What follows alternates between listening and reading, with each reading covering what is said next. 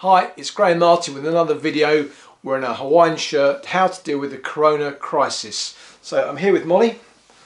Say hello, Moles. So Molly, just go down. Go on, off you go. So today I want to talk about working from home. Now, I've had some experience of this, but not as much as some people that work from home all the time. Fortunately, working for myself, I've had the opportunity, the privilege, shall we say, of being able to choose when I work in my office.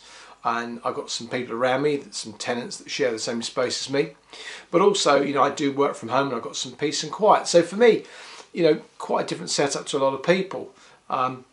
She's licking my arm. So I just want to go through some notes here. And most of my stuff I just talk about because it's something that I'm really familiar with. But I've done quite a lot of research today just to try and give you some top tips. There's one guy called Chris Dunn who runs a company called Chris Dunn, D-U-N-N Consulting. In the UK, so it'll be .co.uk, and a lot of his ideas are really good. So I've got some of my own and some others that I've pulled together, so forgive me, I'm just going to kind of rattle through them. So I think it depends on whether, if you're like me, you live on your own. My daughter stays on occasion, but for the most part I'm here on my own in North London, and that's great. I can set my own rules. But if you are sharing a space with a spouse, a significant person, maybe you've got some relatives with you, similar age or maybe older. Hopefully you're looking after them in the coronavirus crisis. Or maybe you've got children around you. Whoever you are going to be working around, you need to really decide and agree and kind of work out between you what is going to work best in terms of how you're actually going to work. Now, for some people, this is the first time they've worked from home.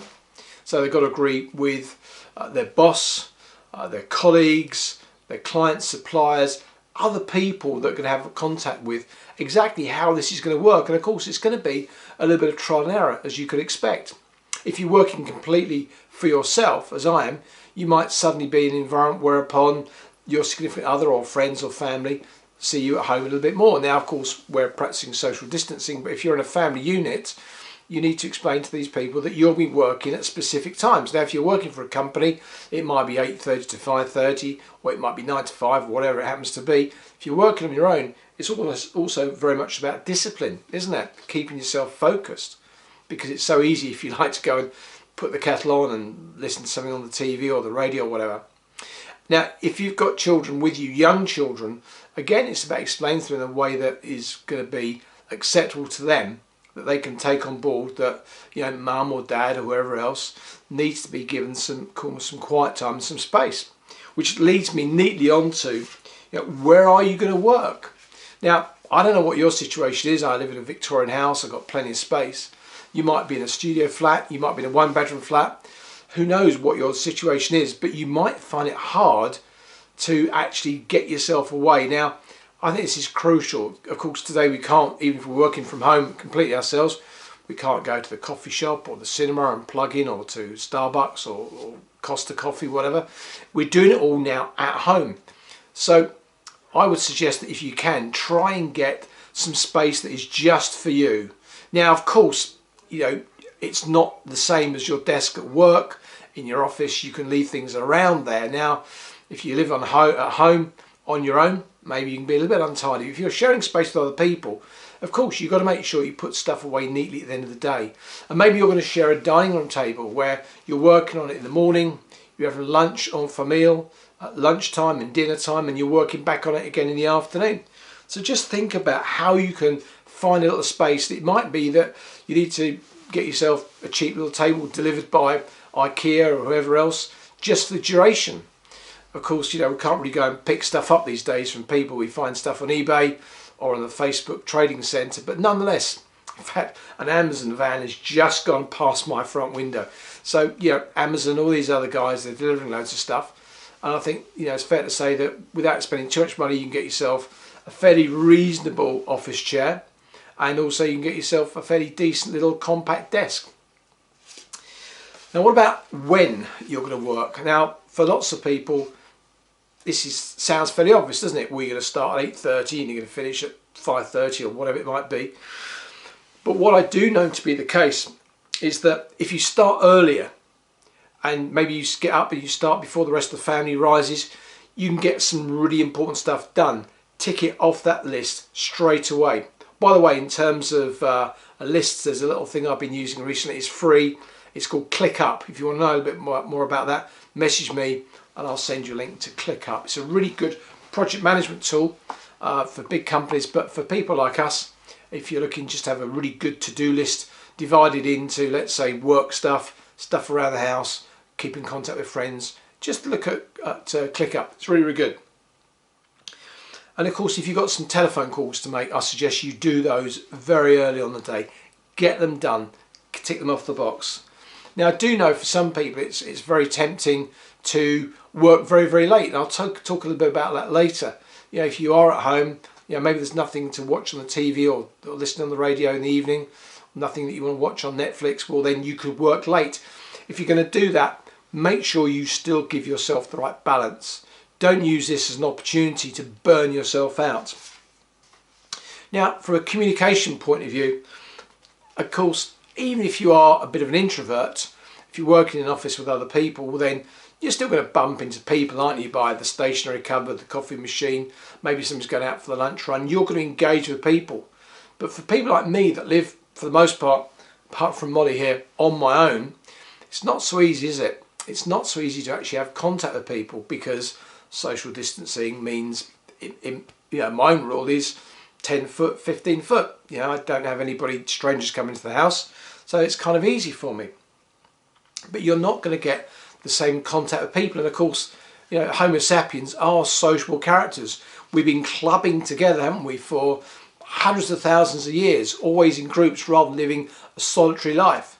So just think about how you can engage with people instead at the coffee shop. Maybe there's a virtual coffee point that you share and that everybody goes and has a coffee. You get yourself a cup of coffee and a biscuit or whatever, and you just literally hook up with your colleagues or even your friends if you're working completely on your own. Maybe it's 11 o'clock, you put the kettle on and you have a Zoom meeting. Zoom is free for people that are going to use it for less than 40 minutes. And I suggest that, you know, twice a day, morning and afternoon, you have just that. You have 15 minutes, coffee break, and just talk about anything else. You know, we need to share stories of how we're dealing with the situation. You know, what's working for us perhaps, what's working for other people. Things made you laugh. You know, I'm sure that you're like many people, you're receiving lots of funny things on WhatsApp. They're starting to dry up a little bit now, aren't they? But maybe we should reserve them and put them out on a daily basis rather than as they come through on the hour. And in terms of, you know, telephone calls, I think that even if you haven't got Skype or Zoom and you can't talk to your suppliers that way, do think about picking up the phone. People need interaction. If people are used to just emailing you, well, and you're used to responding in the same way, sure, from a legal perspective, if you're working in the law or accountancy or consulting, well then you do need to follow things up with an email. But pick up the phone. Have more conversations with people than you probably would do over the phone on a day-to-day basis. What about breaks? We were talking about that. Now, as I said earlier, it can be tempting to really try and crush everything you're doing and get 2 days work done in one day. Now, that might make you feel good for a short period of time, but you do have to pace yourself. Remember, this is not a sprint. This situation really is going to be a marathon. So you need to think about how you're going to give yourself breaks. I think you should get outside. Fortunately, I have a garden. I'm back onto a park. I can take Molly for a walk. But even if you live in a one-bedroom flat or a studio, you know, even in the worst conditions, you know, here we are in April, and my friends in Australia and South Africa and New Zealand are starting to move into their winter period, aren't they? So just think a little bit about getting outside, wrapping up warm if you need to, going for a brisk walk, taking the dog for a walk, or just sit outside and have some lunch or have your sandwich. You know, get yourself an outdoor chair, put up a little table or make one, and just get outside. I think that changed the mood, changed your physiology, doesn't it, when you start walking around. And during the day, just, you know, every now and then, maybe after 40 minutes. Remember at school we were given 40 minutes as the ideal time to absorb information. That's why double maths on a Friday afternoon was always hard work, wasn't it? But after 40 minutes, just get up, move away from your computer, move around for 5 minutes, or do some push-ups or some sit-ups if you're able, or some dips. Doesn't have to be heavy duty. Just get the blood coursing through your system. I used to hit the chocolate about 3 o'clock in the afternoon, but I found that by taking some deep breaths and by walking around very, very quickly, I kind of just get myself re-energized. And also in terms of meals, plan your meals the night before. You know, have you got what you need? Don't find you've got to get to the kitchen and, oh crikey, I haven't got what I need, I need to plan, I need to think about it. Think about these things the night before. Planning meals, setting yourself specific times when you're going to have your meals as well is crucial. I found that in the early part of this self-isolation situation that I was waiting until I felt hungry to have a meal, and because I was so absorbed in what I was doing, you know, recording videos and hooking up with clients and providing people with one-to-one support, I found that I get to 4 o'clock and I hadn't eaten. So then I'd eat, and then I'd find that I was hungry much later in the evening as well. So I'd have a light snack about 9, 10 o'clock, and it just wasn't good. It was sitting in my stomach. So just think about sticking to your regime in terms of when you eat. Quick little thing, what helps me get through the day is that I have a yoga instructor. Of course, we can't go and attend Amanda's courses these days, but she does a daily class, one in the morning and one in the evening.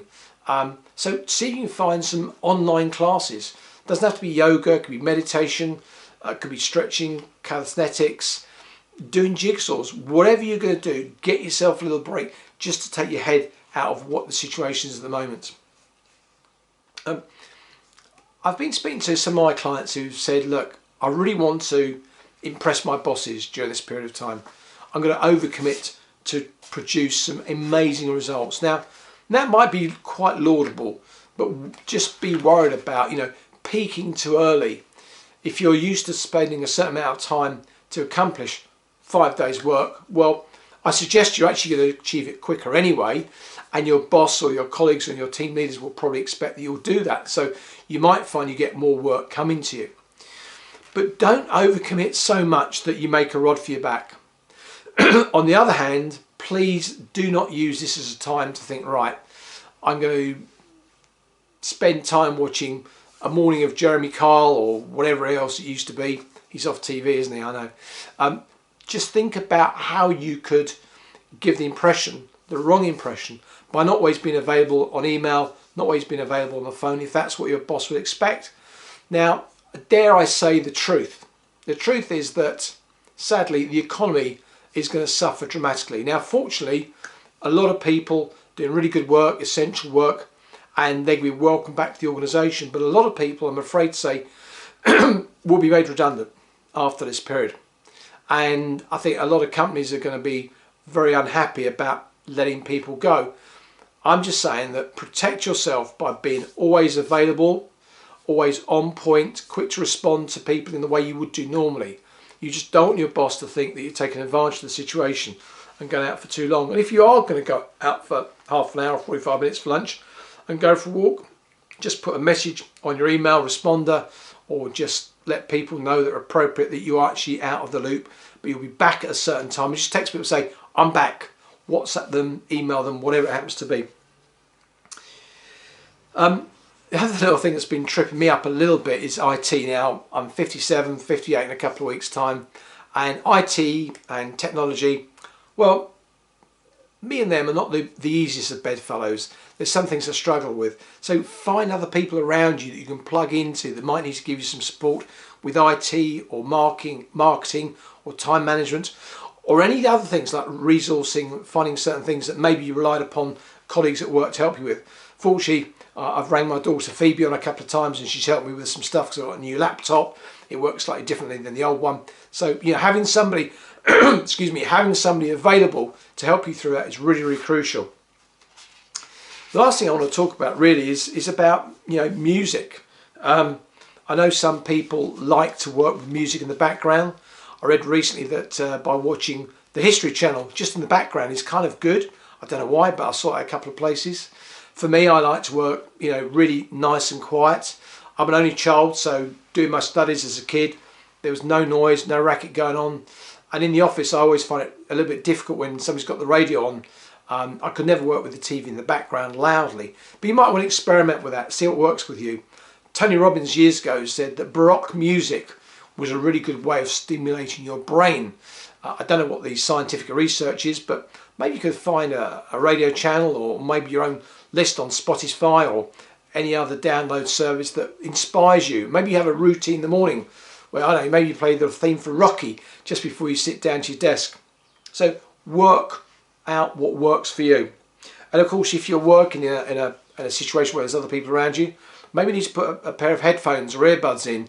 Number one, you might need some sound cancelling headphones, or maybe you do want to play some stuff, especially if you've got a young family or other people around you.